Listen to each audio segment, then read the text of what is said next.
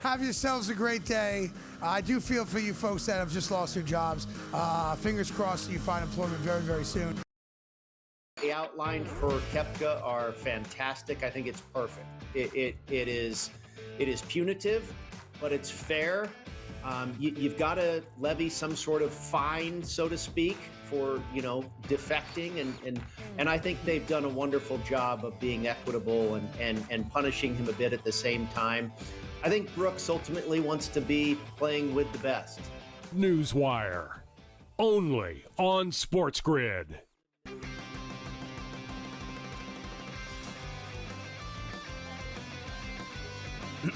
Class is in session.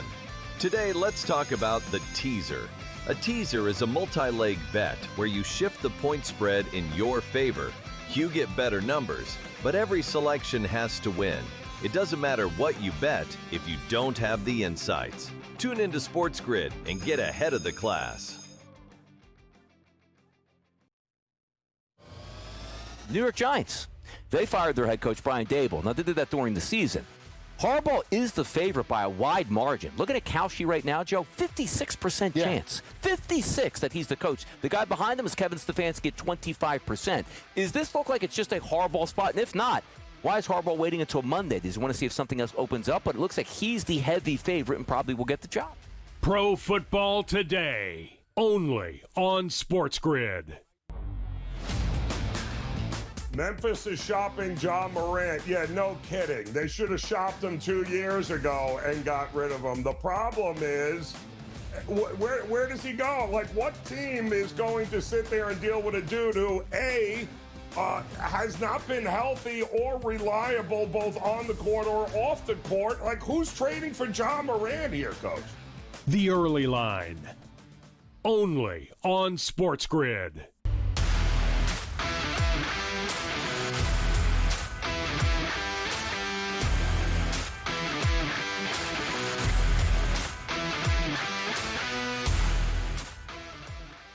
Pro Football Today on SportsGrid. Kevin Walsh, Joe Lisi. The countdown to kickoff continues. Super Bowl 60. The New England Patriots, the Seattle Seahawks. Temperature check, my man? Yeah, this is it now. We're over the hump. We're on the back nine. That's it. We're leading. We're on the final stretch turn. Get the whip out. You feel good? Get the whip out. All right. Close the gap. Here he goes. And extend.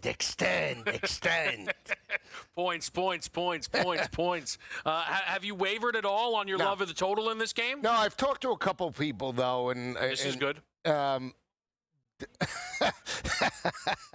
great production crew in the back. Yeah. Whispering names as we speak.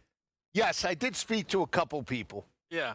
Did a couple shows. And the pulse is that I think that what you and I have broken down throughout the week is that, if New England wins, a lot of people don't see that being a high-scoring game. Yep. I think the high-scoring game comes if Seattle's dictating that type of tempo.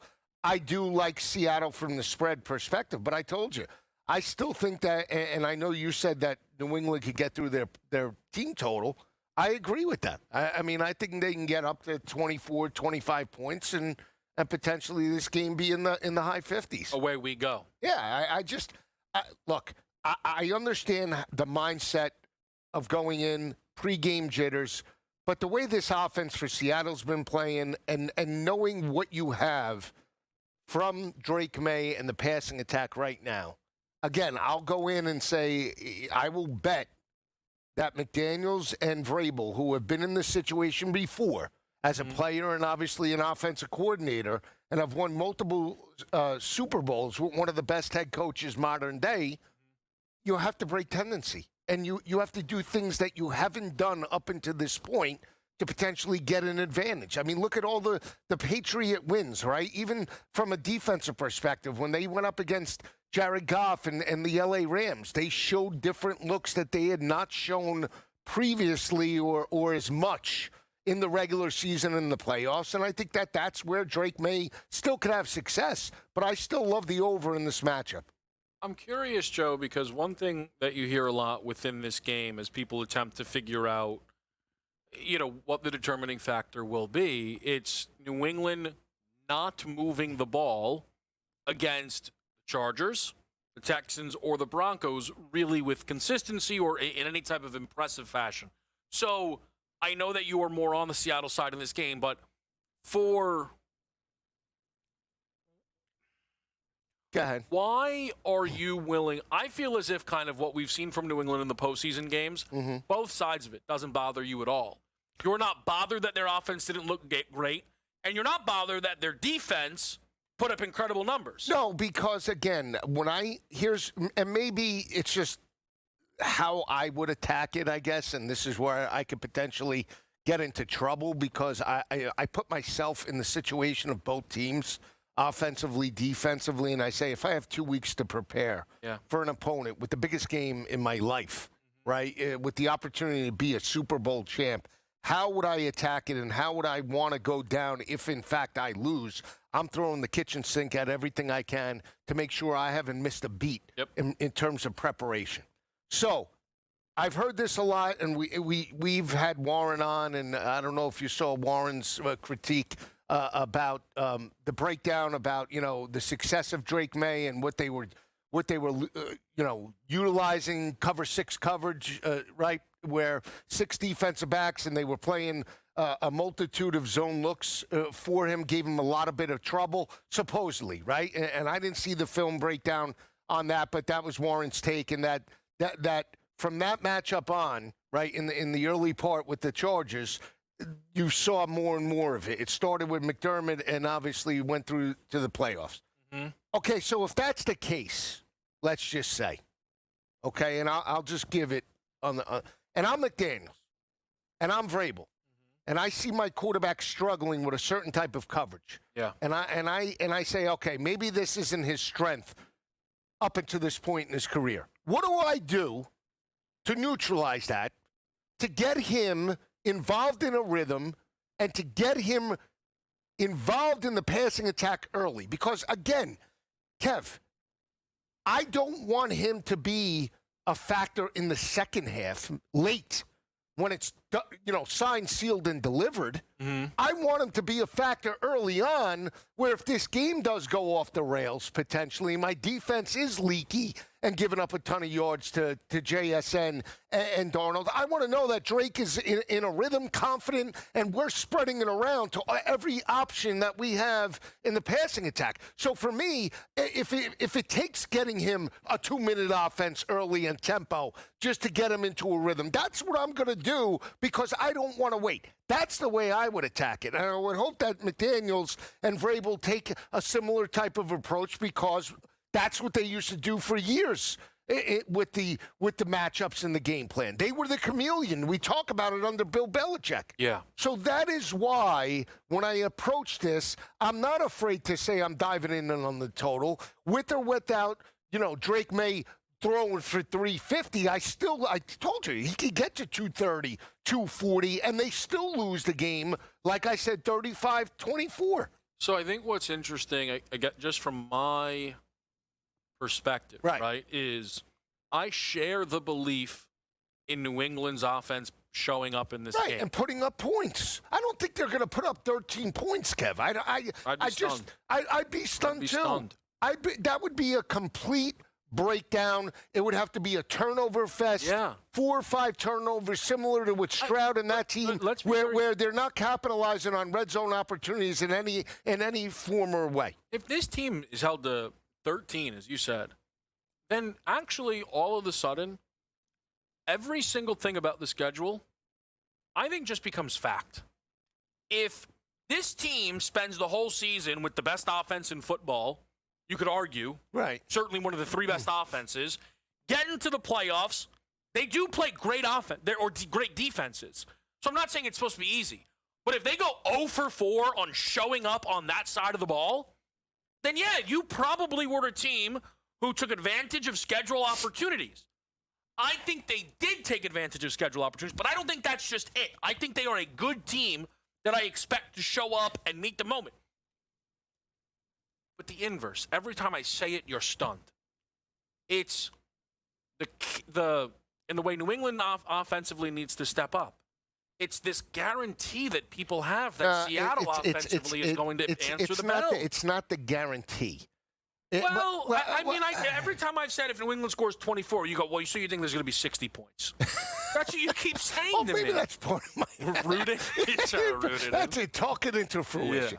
Yeah. No, I guess because for me, and I look at Kubiak, and we've talked about this, how Kubiak all of a sudden changed it. Now, part of that, I think, is also that we haven't talked about enough, is Charbonnet being a main part of that offense as well, and him not being there. And obviously, Helani's a good back. He's not an elite back, right? He's certainly not Zach Charbonnet. And maybe Kubiak realized that and said, you know what, I have to adjust because the things that I was able to do in the rushing attack, I can no longer do. Mm-hmm. And if we're going to make a run, we need Sam and we need JSN, our two best options, to step up. I'm just saying, because the way they just flipped it, like you said, and like all of a sudden the governor's off. Here we go, baby. First team to 80. Mm-hmm. So okay.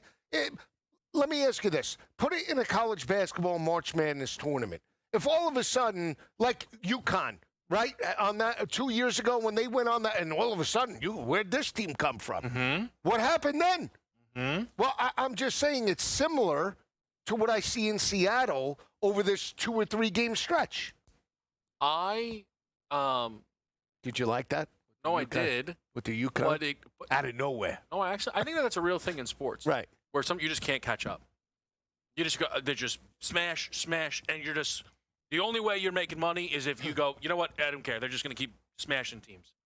But you reminded me of something that was a big take of mine going into last year's Super Bowl, and I think it could apply to this year's game. So let's talk about it. So we will talk about that after the break, right here on Pro Football Today.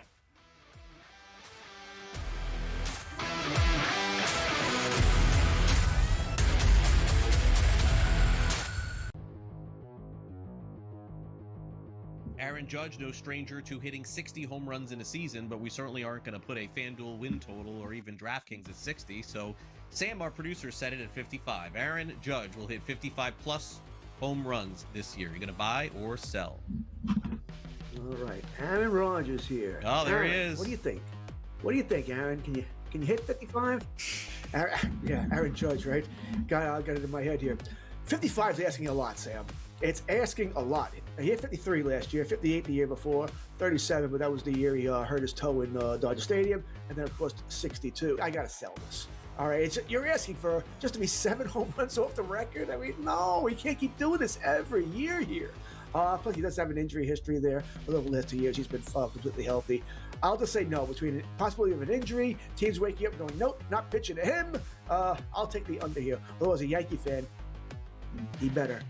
Because if he don't, Yankees going to be in a lot of trouble.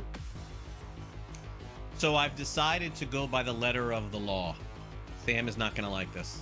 Sam is not going to like my answer. Yep. Sam, listen. Sam leaves these little loopholes in the buy or sell. 55 home runs between 55 plus the regular season, postseason, World Baseball Classic. Buy. Spring training. Buy. Above 55 between spring training, World Baseball Classic, regular season, and postseason. Aaron Judge will hit 55 home runs. He didn't say this season. He didn't say this season. He said this year. The graphic says this year. Fantasy Sports Today. Friday, starting at 3 p.m. Only on SportsGrid.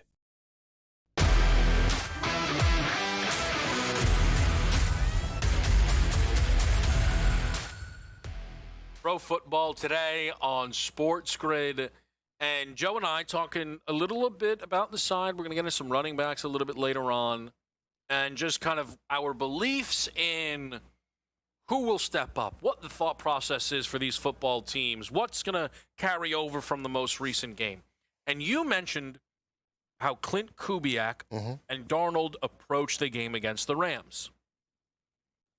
Last year, something that I fully believed. I know sometimes people think this stuff is nonsense. I don't really care. When the Chiefs beat the Bills in the AFC Championship game, Mahomes ran to Twitter to stick his chest out. You don't really see Mahomes do that.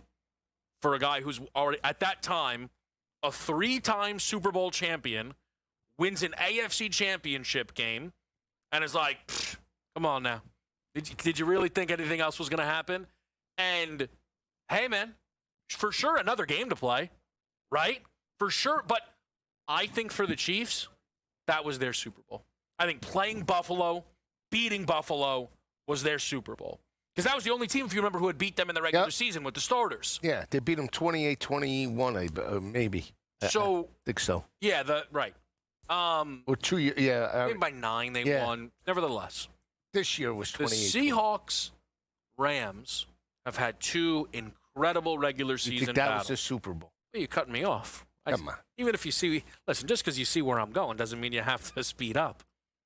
But those 2 teams had these 2 great battles, and people had been telling themselves for months, weeks, that's the real Super Bowl. Get us part 3. And you know, Joe, you know for a fact going into that game, people said, this is the real Super Bowl. Doesn't matter, Denver, New England, why bother? The real Super Bowl is the NFC Championship game. And I think that stuff is dangerous.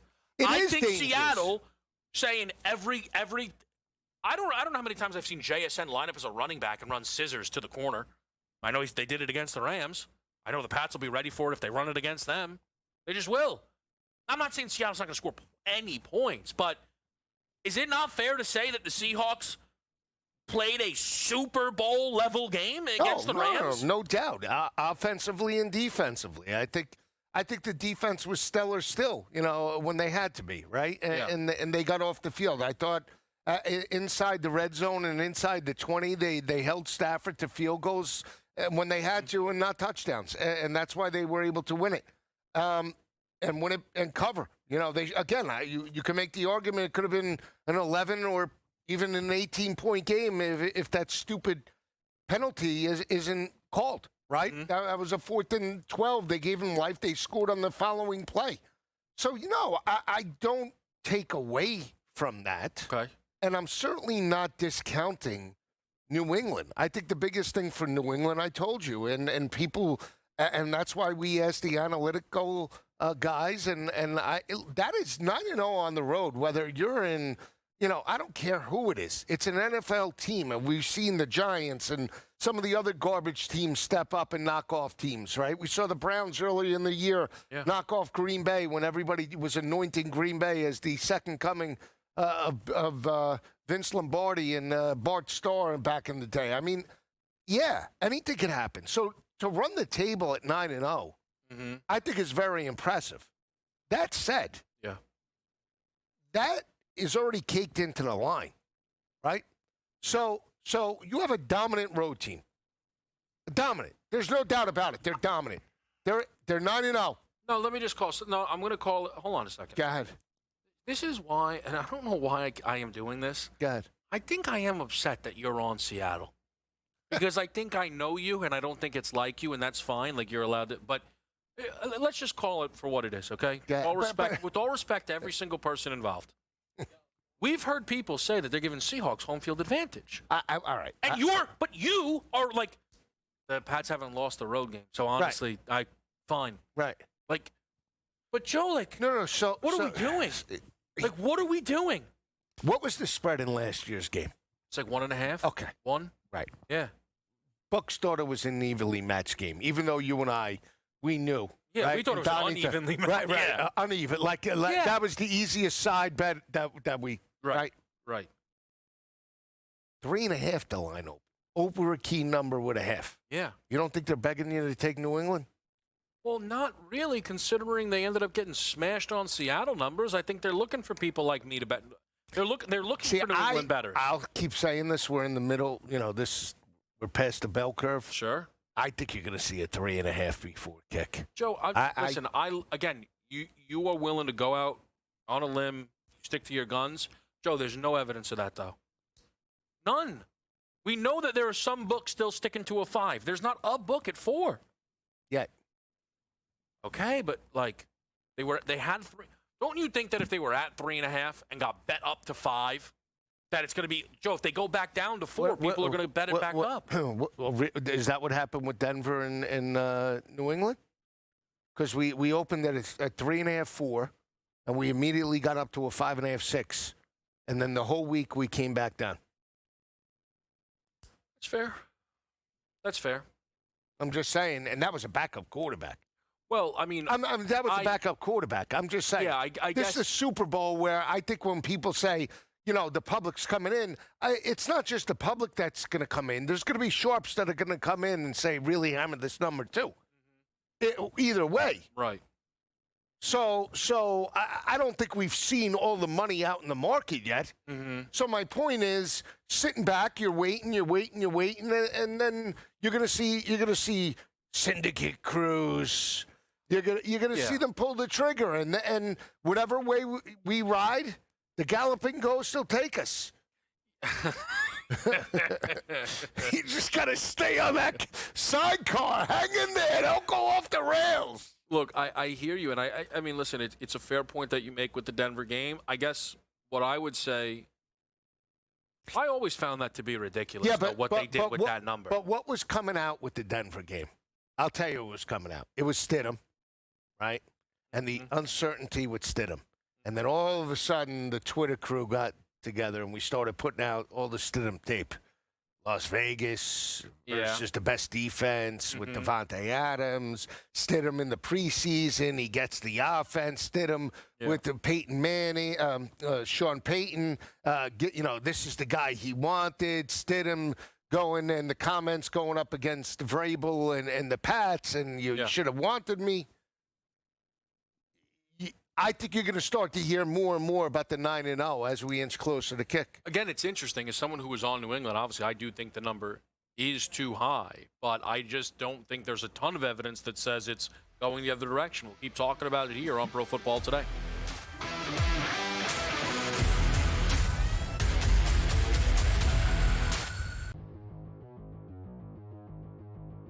Aaron Judge, no stranger to hitting 60 home runs in a season, but we certainly aren't going to put a FanDuel win total or even DraftKings at 60. So Sam, our producer, set it at 55. Aaron Judge will hit 55-plus home runs this year. You going to buy or sell?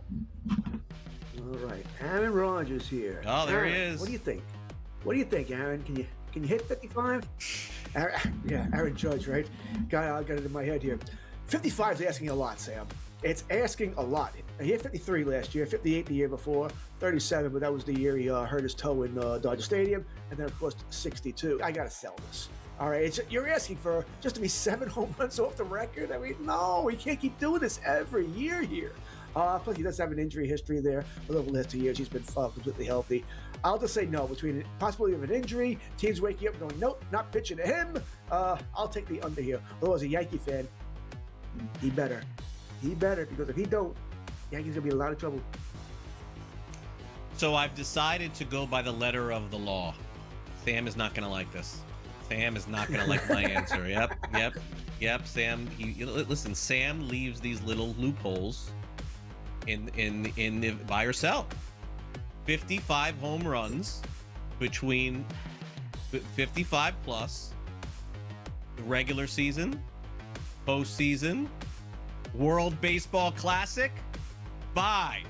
Spring training? Buy. Above 55. Between spring training, World Baseball Classic, regular season, and postseason, Aaron Judge will hit 55 home runs. He didn't say this season. He didn't say this season. He said this year. The graphic says this year. Fantasy Sports Today. Friday, starting at 3 p.m. Only on SportsGrid.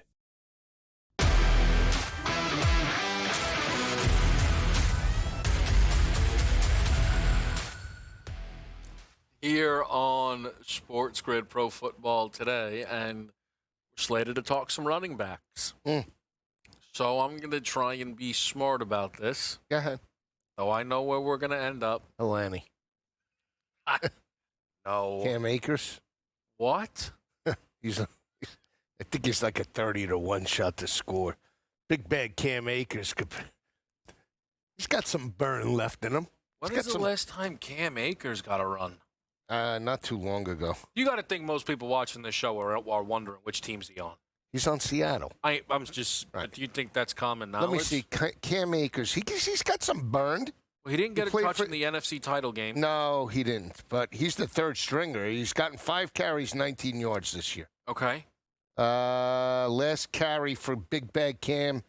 Yep. And I'm not talking about Big Red. I'm talking about, let's see. What do you got for me? Was he in like September? Wait. So he got 5 carries when he was with this year, but he got traded from Minnesota. So when he was with Minnesota, the first game of the year, 5 carries, 19 yards. He hasn't touched the ball since week 1. He's got some burn. He's fresh. Look, I'm telling you, if I'm the running back coach, and I got Ken Walker, oh my God, I got this George Helani, sure, and I got Cam Akers. Yep. Helani, take a seat. Let Cam come in. Come on. I'm just saying, Cam's a much better running back than George Helani. Give me a break. No, he's not. Yes, he is. George Helani's terrible. Come on. Joe. He is. Yeah, I mean, come on. This could be one of your great calls. I'm just saying. You've got me. I got to scour the more. I wasn't ready for this. Why? Because you've been spending all week long talking about Henderson. Well, I mean, I don't want to. Please. I don't want to dilute it. I don't even know. I'm gonna listen. I'm not. I'm just now doing retcon. Yeah, do some recon. I need to find the Cam Get me a Akers number. Half a yard, I'll take it. I think I can find it. All right, if you find it, I'm taking it. What do you need for half? I'm saying, but like, play. Here we go. Here we go. 2-1 for a yard. Plus 200 for 1 yard. I'll take it. Come on. I'm serious. Come on. I think Cam Akers. I think Cam Akers will have some burn. Can I then? You're not gonna like it. I gotta look at the depth chart. I just want to make sure. Can I give you a bet then that I think then you might like? Yeah, go ahead. Total number of Seahawks to record a rush. Yeah. Plus 126. Okay. Over 4.5. Yeah, sure. Oh, you just Darnold. Okay. Walker, Helani. Okay. JSN or Shaheed. Okay. And Akers. What about Barner? He does the tush push. Well, that too. Yeah. So Okay. you got 6. Did you just list 7 guys? So he's not even listed on ESPN. They got how many snaps did he play in the? I can't believe that you really are a marvel. There's no wonder they pay you the big bucks. Let me see here. Against the Rams, Cam Akers. Don't look now. Played 1 snap. Don't look now. Okay. I'd love to know when that snap was. Like, what was the situation that happened? Did they run play action? He's not even listed as third. Even on the Seahawks website, Ken Walker, George Helani, third. They have nobody. Yeah. Okay. There you go. Anything good? I just want to see. Is anyone talking about? Someone interviewed Cam Akers out there. Did they? Yeah. Looks like you would have been able to get access to him. He's played in a Super Bowl before. People don't talk about that. Is Cam Akers going to be the guy? He's on the practice squad here. I don't know if is he playing? He's listed as an anytime touchdown. Well, yeah, they'll list anybody. I'm pretty sure I could request Joe Lisi. I'll take a 2-1 shot on Cam Akers. For a yard. Yep. Let me just ask you this question. If I say, hey, Joe, Cam Akers gets a carry, yeah. Do you think Helani will still get a carry? Yeah, I mean, if they're going to utilize Helani on third downs, yes. So you're thinking Akers, Darnold, Walker, Helani, Shaheed. You don't like Shaheed. What do you like, Barner? You like JSN. Well, hold on a second. I can get a JSN to record a yard number 2. Let's just go with the Cam Akers now. Well, I'm just saying. I got to write this down on my handy dandy You can get 290 plus Akers. 290 on JSN. Okay. Cam Akers, 2-1.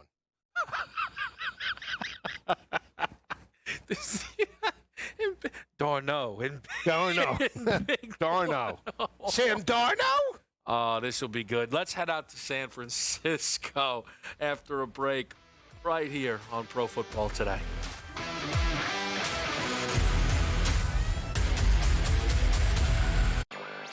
The outline for Koepka are fantastic. I think it's perfect. It is punitive, but it's fair.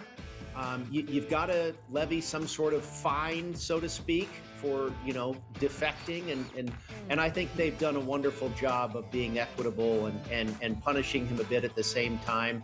I think Brooks ultimately wants to be playing with the best. Newswire, only on SportsGrid.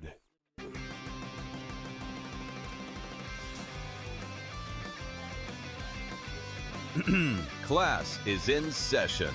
Today, let's talk about the teaser. A teaser is a multi-leg bet where you shift the point spread in your favor. You get better numbers, but every selection has to win. It doesn't matter what you bet if you don't have the insights. Tune into SportsGrid and get ahead of the class. New York Giants. They fired their head coach, Brian Dable. Now, they did that during the season. Harbaugh is the favorite by a wide margin. Looking at Kalshi right now, Joe, 56% chance. 56 that he's the coach. The guy behind him is Kevin Stefanski at 25%. Is this look like it's just a Harbaugh spot? And if not, why is Harbaugh waiting until Monday? Does he want to see if something else opens up? But it looks like he's the heavy favorite and probably will get the job. Pro Football Today, only on SportsGrid. Memphis is shopping John Morant. Yeah, no kidding. They should have shopped him 2 years ago and got rid of him. The problem is, where does he go? Like, what team is going to sit there and deal with a dude who, A, has not been healthy or reliable both on the court or off the court? Like, who's trading for John Morant here, Coach? The Early Line, only on Sports.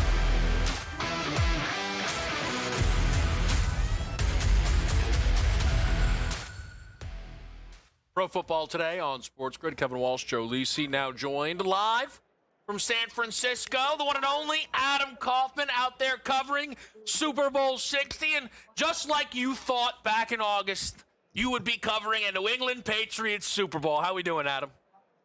I mean, I'm not going to say I predicted that, but I will say a lot of you at the network, Joe Ranieri, maybe you, certainly Craig Mish, others, laughed at me along the way when I at least left the door open for the Patriots to be sitting in this situation. It was like, nah, it's going to be the Bills. The Ravens are going to make it. They're going to do it.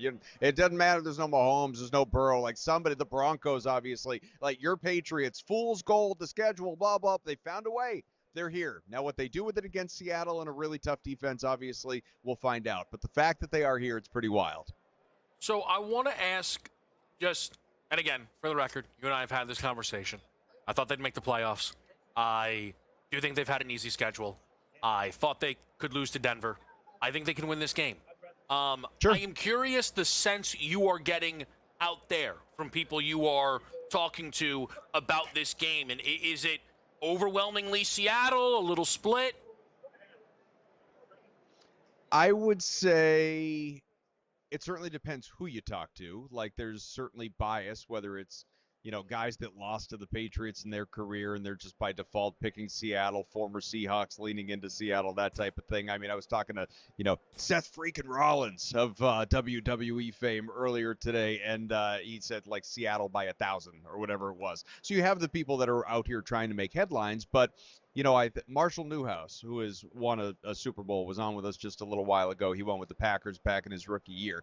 And he said, and he's doing some media work now, he said that he believes, and I would say there's been more of this along the way, kind of as the week goes on. I know we're only sitting here midweek, but as time goes on, more and more people have said, I feel like Seattle's the better team. Seattle should win this game. But the whole Seattle in a route thing and New England's not even going to be competitive and all of that, it's sort of gone too far. And you are having some people that are coming in and on the other side, and this isn't, largely these aren't betting people, obviously. It's not like people saying, take the points with New England. I think New England is live to win this game. But what everyone comes back to, and I'm sure you've said the same thing, I know I have, it's how does that happen? If it does, It's ultimately not so much, oh, Drake May needs to be exceptional. It's the defense needs to make life very difficult on Sam Darnold. And if he has a couple of critical mistakes in this game, that's what swings it the other way. So that's a lot of what the sentiment around here is right now. I want to ask you, Adam, because you do a lot of work in Boston and you're close to the team. Is the perception of Drake May that obviously the offensive game plan was just to grind those games out and get out of Dodge? Are you concerned about his performance over the past 3 playoff games? Well, I'll take it to another place. I'm not concerned about the shoulder. I know there were those reports over the course of the last week, a lot of mouth breathing on network TV saying Drake May's shoulder, this, that, misses a practice, shoulder/illness, all of that. I'm not worried. Now, if he's out there for the first series and he looks off, will that be a little bit concerning to me? Sure. But right now, I kind of feel like the shoulder concern is much to do about nothing, and it's just kind of filling time for the last week and a half. But in terms of what we have seen over the last few games, maybe I'm naive, but I look at it and I say, no, obviously New England's offense has not been particularly good, but it's also faced 3 top 5 defenses with, oh, by the way, the 6th ranked defense and number 1 scoring defense coming up here with Seattle. Like, how exactly do you expect Drake May in his second year, 23 years old, and going through all of this for the first time to look? If you want to say that the defense has largely won these games and not the offense, I'm not going to quibble with that. Fine. It's the whole defense wins championship things. I also, though, look at it and say, you had a bad weather game against the Texans. You had a terrible weather game there, at least in the second half, against the Broncos, all the while going up against really strong defenses. So I'm fascinated to see, after a 2-week break and, a lot of built-in rest during last week, what Drake May and that offense looked like against another premier defense, arguably the best one of the 4 as far as I'm concerned, and in beautiful weather. Like, it's going to be 70 degrees and sunny or whatever. It's like there's no excuses that people can make at this point in time. So I feel like we're kind of due for the Drake May game. Does that mean he's going to go out and be MVP Drake May like he was throughout so much of the regular season? We'll see. I have no idea. But there's no question we have not seen that guy here in 3 playoff games. And that is something that a lot of people are a little bit alarmed about. But there's no doubt the Seattle defense, while exceptional, has, it's not like it can't be beaten. The Rams multiple times teed off against that defense, including, just over a week ago. So it's not as though New England cannot do the same thing. I agree. If he's on and they move the football, we'll see what happens. You can make the argument that Drake May's performance is similar to Brady's first Super Bowl win over the Rams. I do want to ask you, though, because I don't know if we're going to have time, what is the situation that you're hearing back home with Travion Henderson? Is he in fact hurt? Why aren't they utilizing him? I need to know. 32 carries at the end of the regular season in back-to-back games. I understand the pass blocking. Is that it? What is the reason why the guy only had 3 carries against Denver? Yeah, for me, I don't think it's an injury concern. I think it's a little bit of riding the hot hand, honestly. And Ramondre Stevenson, while back in the first handful of games of the regular season, had the fumble issues. Since then, he's been clean, and really going back to the last, let's say, 5 games of the regular season to where we are now through the playoffs, Stevenson's been exceptional. He's not been Christian McCaffrey, but he's been, really exactly what you're looking for. A methodical chain mover. He can catch the ball, move it that way out of the backfield, and obviously is capable of finding some holes and bullying his way through some guys and moving the ball as a rusher as well. But I don't think you can just, if you're Mike Vrabel, leave Travion Henderson to sit there and watch. I think you need both of these guys because, what Stevenson does, and I said it, he can blow up for a 55-yard catch or whatever, like we saw earlier in the postseason. Generally speaking, it's a lot of short yardage gains. And again, methodically, to use that word once more, moving the chains. Your home run hitter is Travion Henderson. That's the guy that can break one off and run for a 70-yard, catch and run or just to carry, whatever it is. So he's got to get his opportunities. I don't think investing over in his props is a bad idea, but if you want to be concerned about usage like you're talking about, that's justified. But I think you need to, if you're Vrabel, both these guys, even though it's going to be mostly Stevenson barring an injury, heaven forbid, both these guys need to be part of the game plan. You know, it's all Kenneth Walker on the other side. You know, that's your option with no Charbonnet. You got two for New England to balance out just a little bit. My only thing is, look, I think it's good insight, Adam. It's just I've been sitting next to Joe already for too long. The reason Trevion Henderson isn't getting the ball is he's not playing well at all, and Stevenson looks incredible. That is largely what it boils down to. It's the Super Bowl. Yeah. Henderson has a long career ahead of him. He'll likely be the starting running back next year. Trevion Henderson is yet to average more than 3 yards a carry in any of these games. He's not been the more explosive back for 6 weeks. Stevenson You just asked averaged Adam if anybody at home knows if Henderson is hurt. Well, I want to know. Lost your mind. No, because he had, how many carries did he have in the second game against Houston? He had 9 or 10? 12. Okay, so. And he had 25 yards. They went, all right, that's enough for that. Come on, that was in garbage time though too. I mean, he carried the ball in the fourth quarter when the game was already over. You're making it sound like I don't know. You're making it sound like the guy hasn't had 911 yards. We're making Ramondre Stevenson out like he's Barry Sanders. No, I mean, we're come not. on. He's not Barry Sanders. I think going back to what you're both talking about is, you know, one guy has played better than the other. And I'm not, as a talent, disputing Trevion Henderson is, you know, he's got a bright future ahead of him. That's the guy. But maybe this weekend, he's not the guy. Again, he's going to get some opportunity. But, you know, as Kev talked about, like the yards per carry and lack of yak and all of that, like it's not been a good showing so far. But again, that's for the offense across the board. You know, outside of a guy like Stevenson who has played very well. Well, listen, I think we're going to talk to Adam again after this segment. There's a couple of other things I want to get to. But if during the break, Kaufman, if you can text, you know, Boston Louie or you know, exactly. Uncle Steve, maybe he knows. Hey, what is Henderson on the tank? Anybody know what's going on here? Ask him to ask Teddy Bruschi. Ask Bruschi to talk to anybody know Vrabel. what's going on? That'd be great. I saw Teddy please. Here. Find it out. What's happening? Heads or tails? Over or under? Seahawks, Patriots. Don't stress. SportsGrid breaks it all down. They are locks. We can capitalize. We're going to see a ton of over money. Props, expert guests, and smart insight leading up to the big game. Oh my God, if Sam Darnold wins the Super Bowl. Only on SportsGrid. They're just unblemished everywhere. They dominate you defensively, and they have offensive balance. They force turnovers and control the glass. Let's put it to you like this. UConn isn't just undefeated. They're a tyrant over the women's basketball landscape. March won't expose them much as they will confirm their invincibility. College basketball today. Only on SportsGrid.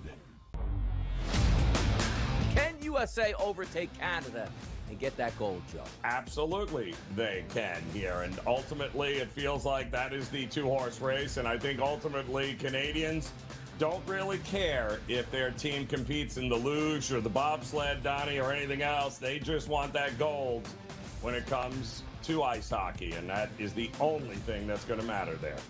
The Early Line. Only on SportsGrid.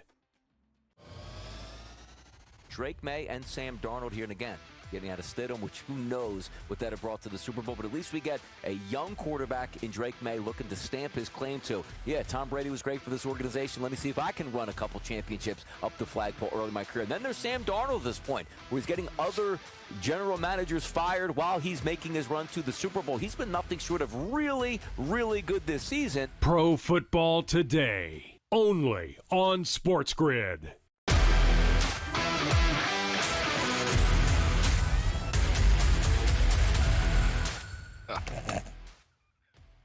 Pro Football Today. We're back with you here on SportsGrid. We're joined by Adam Kaufman, who was out at San Francisco for Super Bowl 60. Adam, we do really appreciate it. And just getting a little bit of insight on the game, I do want to just go outside the game for a second. It is something that you and I got to talk a little bit about last week when the Belichick news broke in Robert Kraft. And that candidacy feels like an eternity ago. It really does, though. What did you make of Robert Kraft not getting in? Do you think, I'm not trying to disparage his case. Do you think that was a merit thing, or is this more tied to the black marks that are maybe on the Patriots early 2000s? Yeah, look, a lot of people want to point to Spygate or Deflategate or various scandals or lack of,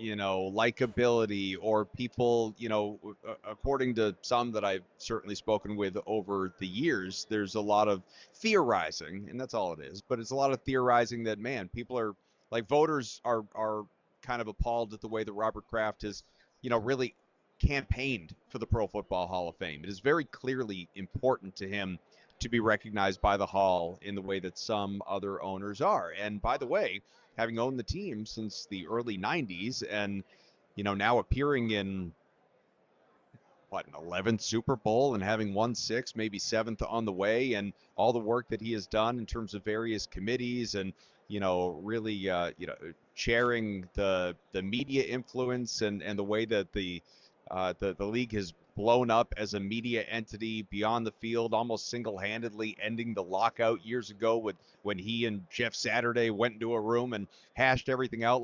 To me, it's an unimpeachable case that Robert Kraft has to be in the Hall of Fame. I think, and this is not, it's not like this fun take. It's honestly, it's pretty vanilla, even for me. But I think that it really highlights how broken, how flawed the voting process is for the Pro Football Hall of Fame. The rules are going to change, guys.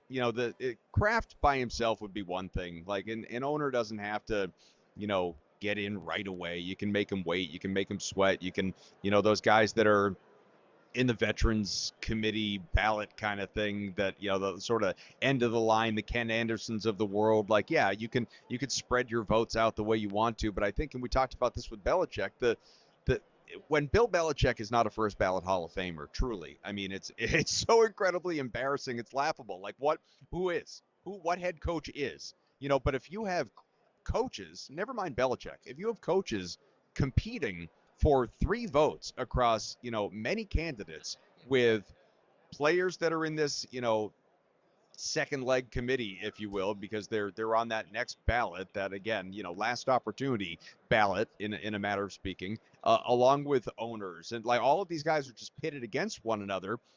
It's flawed. It doesn't make a lick of sense. Coaches against coaches, architects, owners against each other, players against players. You can, go from there, but you can't have all of these guys going against one another and have it work. And I think to see both of these guys miss, and, maybe they go in together next year, and I don't know when Tom Brady's eligible. Maybe that's next year, the year after, I'm not sure. Maybe they all go in together. But the fact that this is going on the way it's going on, even Roger Goodell has come out and said it's embarrassing. Yeah. And I think that's, I don't know, there's maybe the moment's passed, but I've still slightly wondered if they're just going to put Bill in this year. Again, I don't know if maybe that opportunity is. I don't see it. It just, everyone seems to think that this is now, in unison, a far worse look for the Hall of Fame than Belichick, Spygate. Like, that's, Absolutely. You would agree with that, right? The NFL, the Pro Football Hall of Fame voters have done the impossible. In 2026, they have made Bill Belichick a universally sympathetic figure. Yep. I mean, think about that. I mean, everybody, like, I mean, people who hate Bill Belichick, hate the guy, have come out and still said, look, I may have had my differences with him, or he didn't treat me well as a in my time covering the team, or, Bill's a dink, Bill's a dick, Bill's a whatever. Like, he still, look at the qualifications. How many he controlled the league for 20 years in terms of running a division, and annually, at least, biannually on average, going to a conference championship game, a Super Bowl, at, the 300 plus wins, and on and on and on. Like, again, I said it before, but if Bill Belichick is not a first ballot Hall of Famer, what head coach in NFL history is? Right. No, I think that's fair. I want to ask you this. Right now, I know these change throughout the week, Adam, but do you have a final score in mind for this game? Again, I won't hold you to it. You can ballpark it, but where are you at as we sit here right now? I find it really interesting, and I don't know what the conversations have been with you guys, but I'm fascinated by how many people we've talked to that like a high-scoring game, that like the over in this game. To me, it really feels like more of a first team to 20 kind of thing. Like I'm a tough one to answer this, only because I admit a level of Patriots bias. I don't know if I am with my heart saying Patriots win or if I'm with my head or it's somewhere in between. I don't. I will acknowledge how great Seattle is. There is a part of me, though, and look, I expected this against the Niners. I was wrong. I expected this against the Rams. I was wrong. May as well be wrong a third time in theory. I'm just waiting for Sam Darnold, like the Cinderella shoe to fall off. I'm waiting, I'm waiting for Sam to turn into a pumpkin again. I'm waiting for that critical error that leads to, that meltdown that everyone's been waiting all season for that just hasn't come so far. So, yeah, I mean, I do believe the Patriots are going to win this. They've just got these, like, I hate the cliche, but they've got these like team of destiny feels about them, the way that they have played and the fact that truly everybody is picking against them on a national level. People are pointing over and over against the schedule, and Mike Vrabel's the kind of guy that's going to use that and is going to have his team ready and motivated and all of these cliches that you could throw out. But I like the Patriots to win. I obviously expect a close game. I think it's the under. I think it's a lower scoring game. And if it's something like 20 to 13, 20 to 17, like that feels like the ballpark. One team low 20s, the other team in the teens. Yeah, I know Joe sees it differently, but I've told you this. I think I have been surprised, Adam, and again, we appreciate it. I have been surprised at how much people think Seattle is just going to walk into 28 in this game. That has been jarring for me early on in this week. Again, Adam Kaufman will be out there all week long at the Super Bowl doing excellent coverage. We appreciate it a ton. Make sure you stay tuned in. With that, Joe and I will go back to this game after the break on SportsGrid.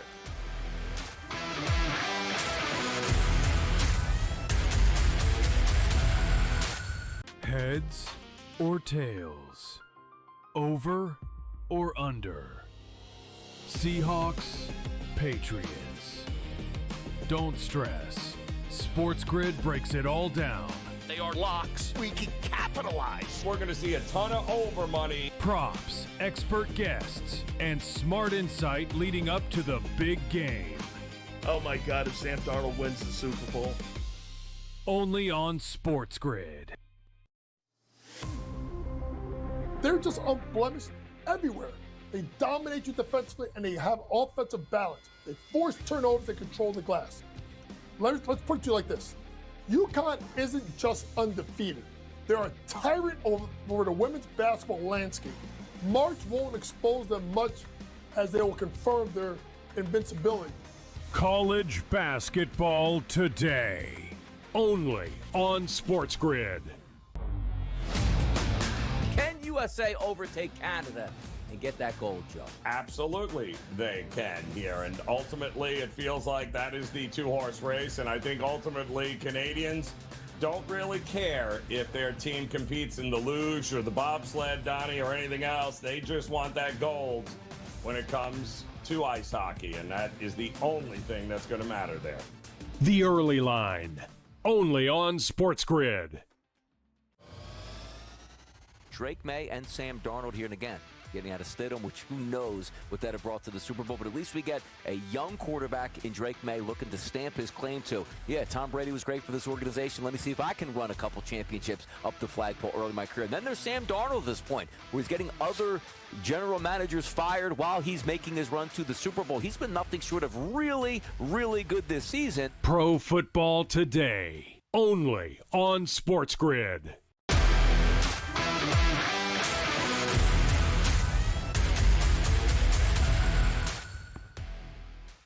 All right, Pro Football Today on SportsGrid. Joe, I'm going to go a little off the beaten path. I want to throw something at you. Go ahead. I think it's a bit of a surprise to people. And again, it's kind of happening in real time here, but the Philadelphia Eagles, longtime legendary offensive line coach, Jeff Stoutland, will not be back with the Philadelphia Eagles next season. Stoutland tweeted out, quote, I've decided my time coaching with the Eagles has come to an end. I don't necessarily get the vibe that he is retiring as much as pushed out. I don't know. I don't know really why Mannion would push out someone like that. To be like, no, listen, I need my own offensive line coach, which is a thing where the Eagles usually hammer in. What was the weakness this year, supposedly? The offensive line was not good. Right. So maybe they said, he could see the punches coming. He couldn't get out of the way. He was at the end of his rope, like George Foreman was back in the day. No, I'm reading more of these tweets. Rappaport goes on to say, won't be coaching, but will stay around the organization. All right, so then that means that they think he's... Is it a soft fire? Yeah, a soft fire. Yeah, it's almost like, listen. Very confusing. You've done a great work, great service. You've been around with the organization for a long period of time. Yeah. But maybe, you've lost this step. We don't want to, be disrespectful. Okay. We'll still give you a paycheck, but you can't coach the offensive line anymore. It's got to be a younger guy with maybe, different technique, and we got to get the run game going. And I'm sure that Mannion came in and said, listen, if I'm going to have offensive balance, I need my offensive line to be legit. We have, on paper, Dickerson, Juergens, they have talent. Yeah. I don't disagree with that. I think what's interesting, though, Joe, is there's a lot of people that credit Stoutland with some of like Jordan Mailata's entire career. People credit to Jeff Stoutland. I'm not taking away. I want to say this from the body of work. Go ahead. Would you agree that the Eagles had a pretty tumultuous season? Chemistry, vibes were all off. Would you agree with that? And I think they had a hangover from the Super Bowl. Okay, but here's my thing. So I'm not really. So you have maybe an upset A.J. Brown, Jalen Hurts. Run game not going. Okay. I don't know if I love doing something that feels like it would certainly not sit well with Lane Johnson or Jordan Mailata. That is not. Now again, maybe Stoutland is just like, I'm good. I'll be around. I cannot do this again. I need a break. Maybe it's possible. But you said, hey, is he getting pushed out, right? That's not going to sit well with that locker room. Why didn't it happen then immediately after the year? I don't know. Why didn't it happen when Petullo was no longer there? When Petullo was fired. No, but I like the questions. You're barking up the right tree. So I'm just saying. So Petullo was fired weeks ago. Well, no. Well, actually, no. They did the whole song and dance, and he's apparently allowed to still work there. I still can't figure that out. Is he going to hang? Is he going to hold Big Dom's headset? Big Dom was at the Senior Bowl. Seriously? Big Dom is breaking down college talent. I like this guy. Look at this Mike. Look at this Mike Washington. Look at Malachi Fields. Look at Taylon Green. Maybe he's got an eye. Maybe he watches Arkansas Bowl like I do. I do like that you assigned him watching Arkansas like you do. I do like that. I think if we broke bread, we would have a good time. I'm just saying. I don't disagree. I think it would be a lot of macho-ness all wrapped up into one. Machismo? Yeah, I think there'd be a big fight over paying for the bill. That would be my read of the situation. If Sirianni was there, yeah, I'd let Sirianni pick it up. Okay, but what if it was just you and Dom? I'd probably pick it up. Yeah, at that point. I mean, it would depend. Maybe, and then Dom will get you on the wraparound. The next one's on Dom. I don't think that's bad. You know what the MO is? Okay. For picking up the bill. Tell me. You do this early on. Go to the bathroom early. On the way to the bathroom, you get the waiter. You give him the card. Listen, at the end of the bill, use this. Well, you know the famous one of many, The Sopranos. Yeah. Where the kid went and did that. Yeah. And then Tony almost lost his mind. Right. So you got to be careful. You do have to be careful. One time I got caught. Did you? Yeah. You see but you're trying to do the right thing. It was a good friend of mine, and he was getting married, and I of didn't course sit right though. Well, because it was out in Vegas. Okay. So, very pricey then. Yeah, and so yes, so. All right. But he saw me do it, and it was a restaurant that was a little smaller, so You know, And he wasn't happy? Like, no, he just said, I saw, you know, You weren't as sneaky as you thought you'd yeah. be. All right, there it is. I cleaned it up over the years. Sneaky Lisi, man. Let's hit a break. We're going to continue, of course, our breakdown of Super Bowl 60 out in San Francisco, the Seahawks and the Patriots right here on SportsGrid.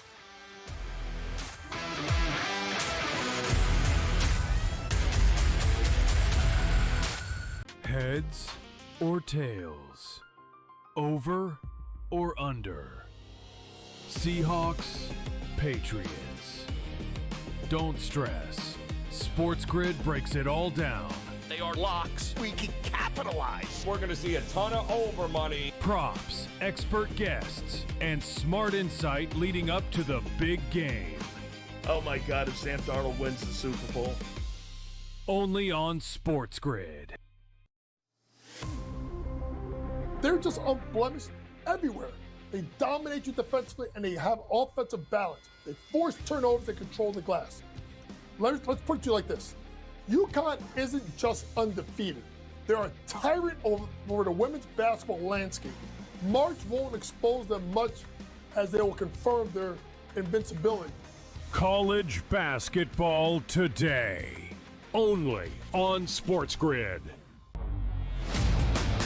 Can USA overtake Canada and get that gold, Joe? Absolutely, they can here. And ultimately, it feels like that is the two-horse race. And I think ultimately, Canadians don't really care if their team competes in the luge or the bobsled, Donnie, or anything else. They just want that gold when it comes to ice hockey. And that is the only thing that's going to matter there. The Early Line. Only on SportsGrid. Drake May and Sam Darnold here and again, getting out of Stidham, which who knows what that have brought to the Super Bowl. But at least we get a young quarterback in Drake May looking to stamp his claim to, yeah, Tom Brady was great for this organization. Let me see if I can run a couple championships up the flagpole early in my career. And then there's Sam Darnold at this point, where he's getting other general managers fired while he's making his run to the Super Bowl. He's been nothing short of really, really good this season. Pro Football Today. Only on SportsGrid.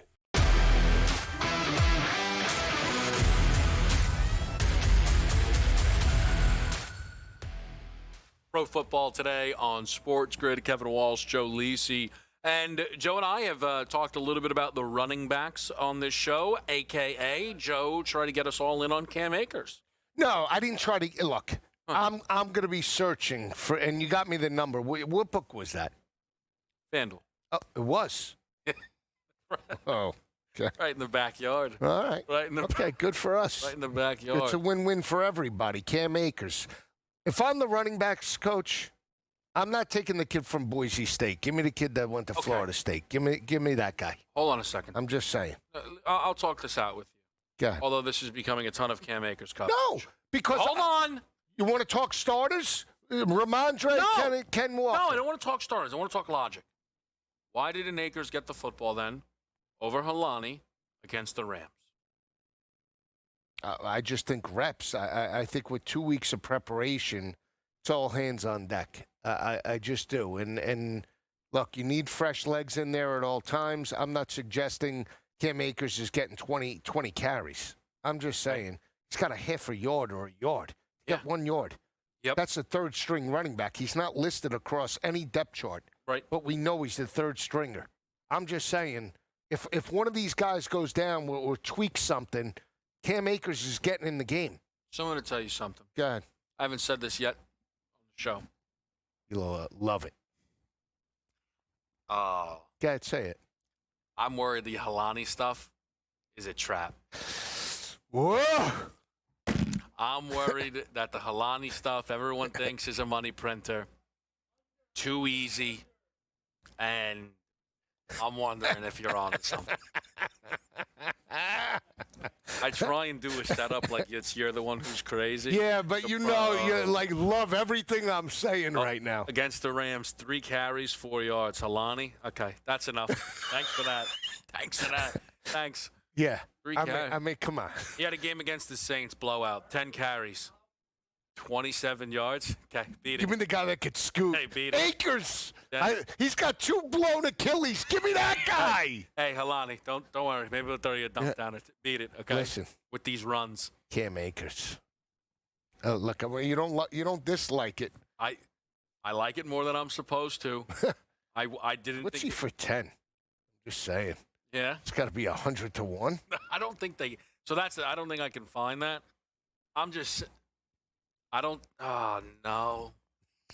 I really like the look. I do. I think you might have a live wire here. I really do. All right, let's talk. Well then. Yeah, sure. Okay. More intel coming in. This is great. Hold on. Keep it to yourself. Do you think then? I'm being serious for a second. What do you think the Ken Walker usage in this game is? In the 19 carries, 18 carries. I think it's. I think he's going to get a share of carries. I'm not taking away from that. Yeah. I just think. Look, I'm playing for the over. I think that he only had 60 yards rushing, and he had 50 in the first half. Right. The only way he's going to get a bulk of the really in the 20s, is if they have a double-digit lead in the fourth quarter. Yeah. Then they're going to obviously run the football and get out of Dodge. Shorten the game and go. I think just from some of the stuff that I was kind of looking into, the better way to attack the New England defense does seem to be on the ground.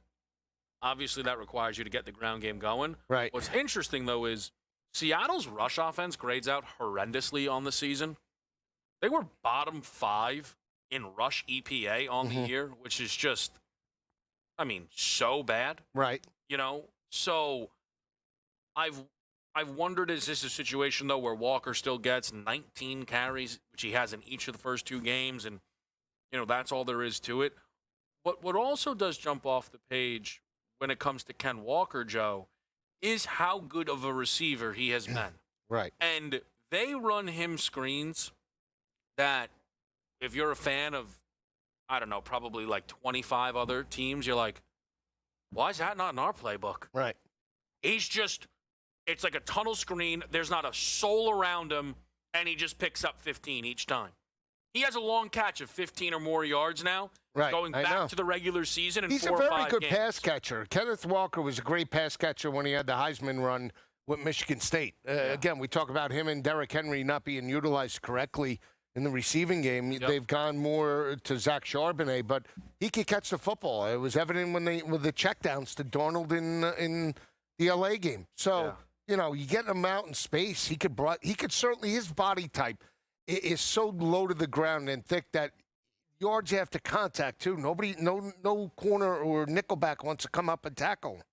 That's another thing in the open field. You get him running with a head of steam. Akers and Darnold, supposedly. That's right. They played together in Minnesota.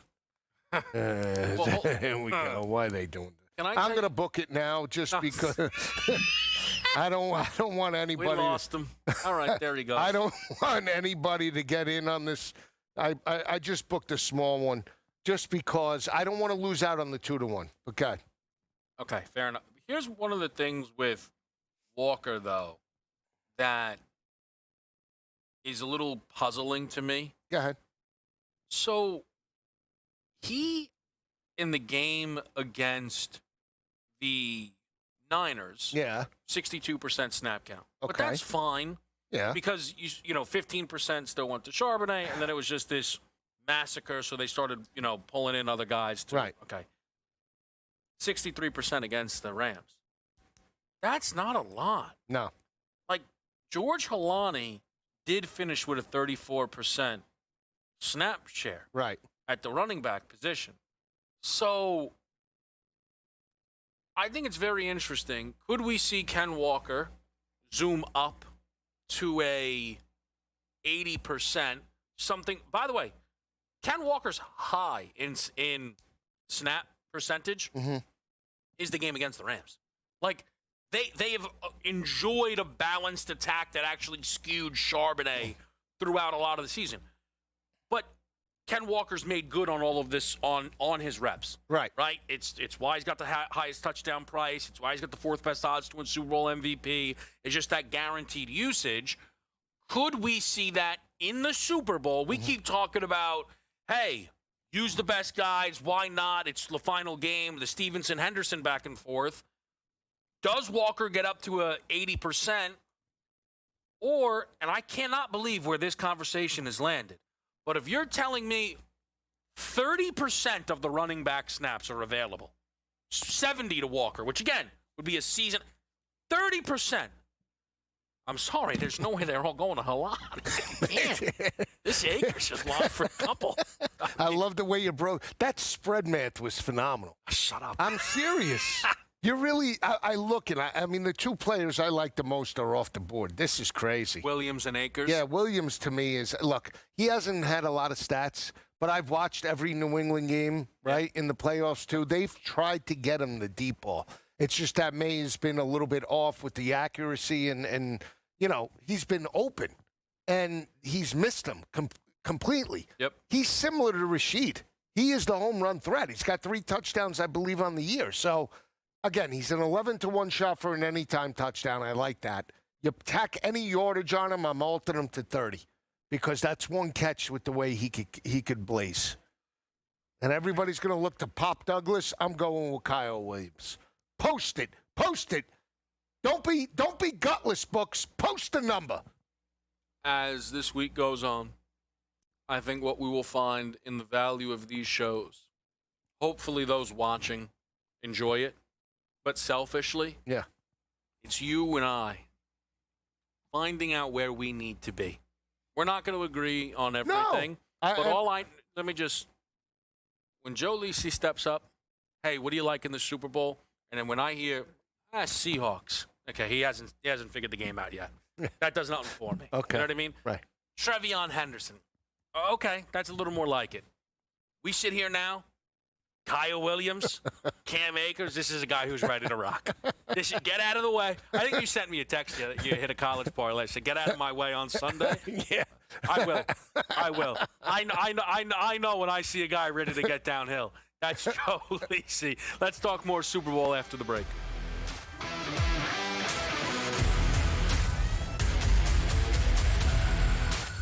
Heads or tails? Over or under? Seahawks, Patriots. Don't stress. SportsGrid breaks it all down. They are locks. We can capitalize. We're going to see a ton of over money. Props, expert guests, and smart insight leading up to the big game. Oh my God, if Sam Darnold wins the Super Bowl.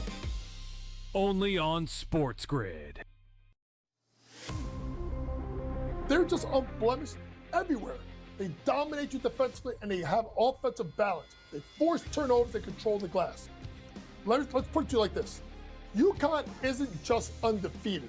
They're a tyrant over the women's basketball landscape. March won't expose them much as they will confirm their invincibility. College basketball today. Only on SportsGrid. Can USA overtake Canada and get that gold, Joe? Absolutely, they can here. And ultimately, it feels like that is the two-horse race. And I think ultimately, Canadians don't really care if their team competes in the luge or the bobsled, Donnie, or anything else. They just want that gold when it comes to ice hockey. And that is the only thing that's going to matter there. The Early Line. Only on SportsGrid. Drake May and Sam Darnold here and again. Getting out of Stidham, which who knows what that have brought to the Super Bowl. But at least we get a young quarterback in Drake May looking to stamp his claim to, yeah, Tom Brady was great for this organization. Let me see if I can run a couple championships up the flagpole early in my career. And then there's Sam Darnold at this point, where he's getting other general managers fired while he's making his run to the Super Bowl. He's been nothing short of really, really good this season. Pro Football Today. Only on SportsGrid.